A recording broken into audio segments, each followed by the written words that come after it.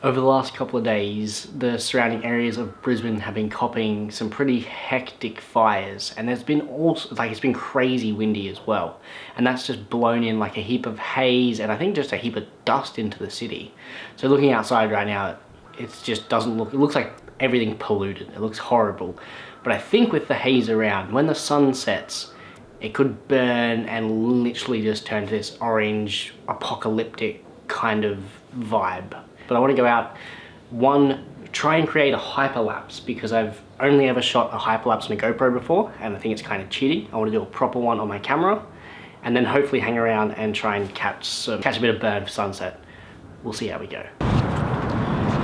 So I've just gotten to the spot where I want to attempt this hyperlapse. I'm going to swap lenses. I've read something that you should probably not go wider than 24mm, so I'm going to whack the 24mm on. I'm going to set up all my settings to be all manual focus, including the white balance. That's super important because you don't want that to be changing. And then I'm going to change my focus setting to one autofocus point. That way, when I'm trying to line up exactly like where I'm taking the picture each time with a single autofocus point, I should be able to nail that. It should help me in post-production when I'm putting this whole thing together. Love me in the elevator, let's be natural. Kiss me when I see you later after coffee. Even if we window shop, we still buy something. Meet me in the elevator, push my button. This is our hotel. This is our hotel. Push my button. Look me in the eye, don't wait, just make it obvious. Oh my god. That is so much harder than I anticipated. My arms are literally, like, they feel like jelly. I think we've done like 150 meters. I hope it works out. Alright, let's go home, chuck it all on the computer, and we'll see what we've come up with. Hey, we're back Sunday afternoon. We have a brewski in hand, so cheers to that. We're gonna jump on the computer and try and get some editing done. Fingers crossed Adobe After Effects will save this hyperlapse, sorry. We're gonna use 3 programs to try and pop this together. LR Timelapse, Lightroom, which runs in with LR Timelapse, but you can just use Lightroom solely to just edit the photos. And then we're gonna pop it over into Adobe After Effects and use a bit of warp stabilizer to try and smoothen the whole sequence out. Let me just start off and preface by saying you don't actually need to use LR Timelapse at all. It is an amazing program when the light does change. Say you're doing like a holy grail day to night time lapse, it just sort of removes any flicker and allows you to apply the edits that you do over multiple photos to all the photos to get rid of sort of any flicker or any of that just annoying, like, it's just a flicker that comes on when you do sort of like a day to night time lapse. And because in this hyperlapse it was in the afternoon and the light slightly did change, I just want to use it just to make sure the edit's smooth and consistent. I'm just going to jump into this and sort of fly through it, just because you don't actually need to go through this step. You can just start in Lightroom and edit your photos. But yeah, just going to fly through it anyway, just because I need to get it done.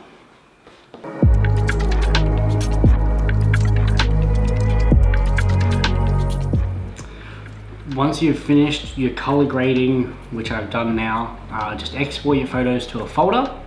This might take a little bit of time because you are exporting, in this case, nearly 300 full-size images to a folder. So just allow your computer to do its thing, have a few sips of your beer, go get some snacks, just be patient with it. And then once this is finished, we'll come back and jump in to putting this together in, damn, am I really that dumb? We'll get to putting this together in After Effects. Surprise, location change. We're in the bedroom now, I'm gonna work from here. The light's a bit better. Maybe I should look at getting some studio lights or something that could probably come in handy. Anyway, now that LR Timelapse and Lightroom have done its thing, they've exported the images, we'll pull up After Effects, let's fire it up.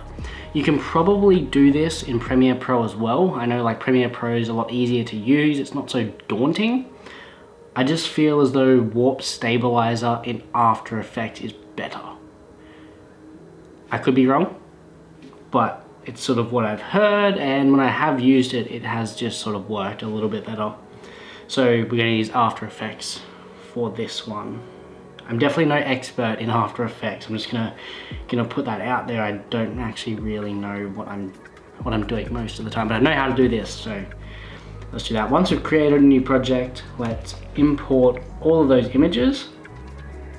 For this, like in importing into either After Effects or Premiere Pro, all you have to do is, as long as it's all numbered and filed in like one big sequence, like you can see here, 1791, 1792, 1793.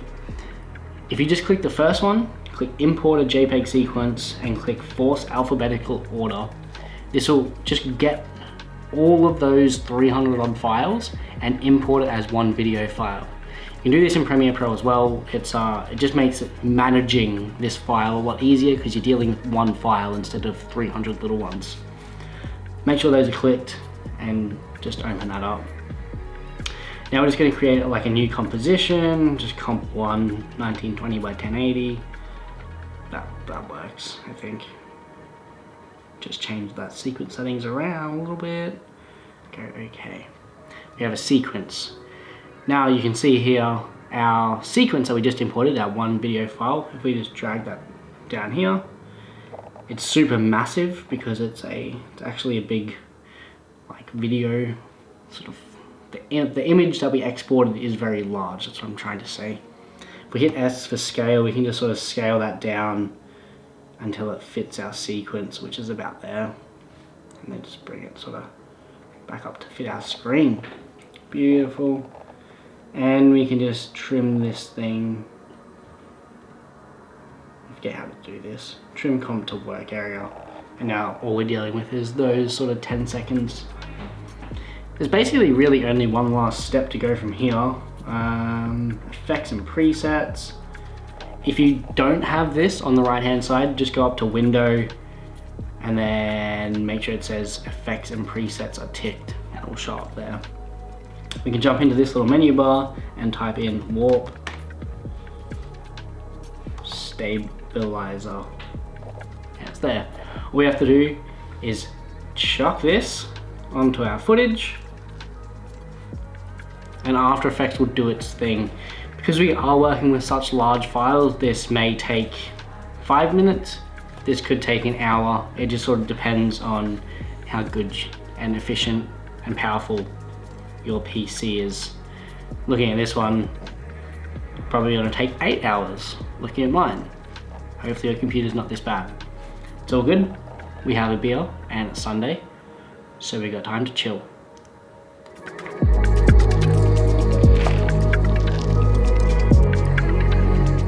I think the fact that it's gone to like nighttime outside sort of shows how long this process takes. Like creating, like just going out and taking photos compared to like going out and shooting a time lapse or then going and shooting a hyperlapse. Like the time difference is crazy. Like it's substantially different. So just got finished with Warp Stabilizer doing its thing. I'm gonna play this back and see how it goes, how it holds up. Fingers crossed. My fingers are crossed that its magic will make this good.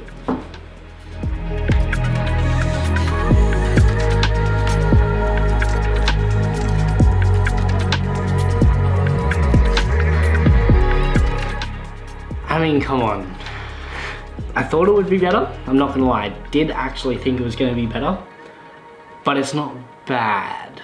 My girlfriend, Asia, she's not here right now, but I really want to show her this and get sort of her take away on it, because I'm definitely way more harsh on myself than someone sort of from the outside looking in might be.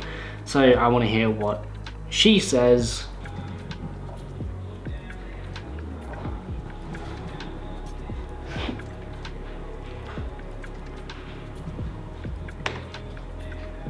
Is it any good? I think it's really good. I don't know what you're talking about. It's a bit broken though. No, when you said it was bad, I thought it would be like this. Oh, well, some bits sort of are, It's good though. but like, Yeah, some bits like, yeah, I see what you mean, like some bits aren't like as smooth as the others, but I think if we did it again, like obviously you would pick a point that you would see the whole time, because yeah, just when it, like when the boat gets there, yeah, it's like you don't really know where to look. and then, I definitely think you should have picked that bit that I said. Yeah. Pick it. but, But I think it's good. oh, well, thank you. On an overall, I think the whole thing went pretty well. The back end of it, like the software side of things and putting it together, it was all fine. I did everything right. It's just the actual taking the photos is the hard part. I guess next time, like I said just before, I would probably walk the route beforehand just to make sure there's nothing in the way, because when we got to sort of that boat bit, it got a little bit lost and it kind of threw it off, which was frustrating. It's annoying to look at, but I mean, what can I do? It's just gonna take practice and a bit of time to get better at creating a hyperlapse. Like anything really, if the more you practice it, honestly, just like the better you get. So I've definitely learnt a lot. I hope you maybe learnt something in me going out there and I essentially failing in learning to make a hyperlapse. Definitely a type of photography I want to get into more so in the future. I think it's a really cool way to showcase something. Anyway, that's gonna be it for this one. Cheers for hanging out and just watching me make some mistakes, watching me learn. It's been fun. Gonna create something again soon, for sure. Might have to start doing like some push-ups or something, because my arms really did get a workout doing that. Keep that in mind, it's hard work. Alright, don't forget, if you want to go big, dream big.